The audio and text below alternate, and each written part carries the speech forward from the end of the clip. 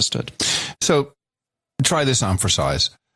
My feeling in podcasting right now is we are saturated with, people going big, growing the show, doing, being appealing to a wide audience all over the world, as many as possible.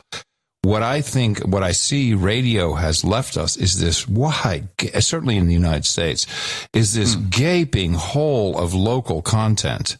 I mean, it's just not there anymore, and it's not profitable. I think Facebook has taken a lot of local advertising away. Yelp, all these types of places where people search and want to find something in a certain geographical location.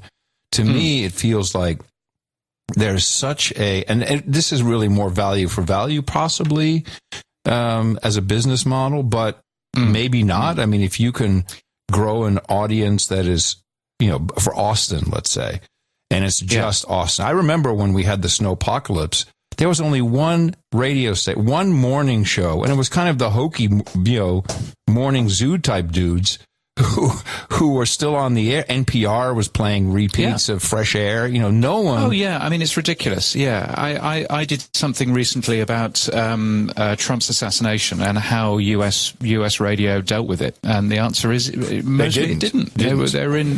Because it was 6:20 in the evening on a Saturday, and virtually everybody was in automations, and that is not a thing. But I completely agree in terms of local stuff. There's a friend of mine that runs a radio station in a small town called Shaftesbury in Dorset in the UK, and it's a radio station called Alfred, and there's a website for it. thisisalfred.com, because presumably alfred.com wasn't available,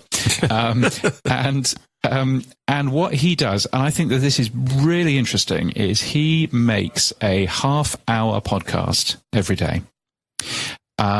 It's made with volunteers, so there is a bunch of different volunteers sending him audio, which he then puts together as a half-hour show every single day. It's full of local news. That's all it is. Interesting. It's just local news. And then, and so he started doing this prior to the pandemic, and then he won a community radio license. And what the community radio license is, he's there on FM, and it is that half-hour podcast basically repeated quite a lot of times. Low power? Is it low power FM? Yeah, I mean, it covers the town of 10,000 people. Yeah, and not much further. And so that is his. It's a community radio license in the UK, and that is his thing, and it has been tremendously successful in terms of audience. Like loads of people. He'll go into the pub and he'll sit quietly and have a beer, and there will be other people in the pub talking about what they heard on Alfred this morning. Nice. It's the most amazing thing. And everybody else doing it for free. He pays himself a very small. No, in fact, I don't think he pays himself a salary either. But he's managed to get a few free drinks, grants from businesses and that sort of stuff. Well, yeah, exactly. And I do think that is. I'm surprised that there aren't more of those in terms of podcasting. If I was a big brand, if I was like Gillette, I'll just pull something. I would be creating the Gillette Podcast Network. And I would fund all of these little podcasts all across the country, the world, whatever you want, and pay them, just pay them some money, enough to keep it going. No one has to be a millionaire. And I would make it the Gillette Podcast Network. Like the Gillette cavalcade of sports. That's right.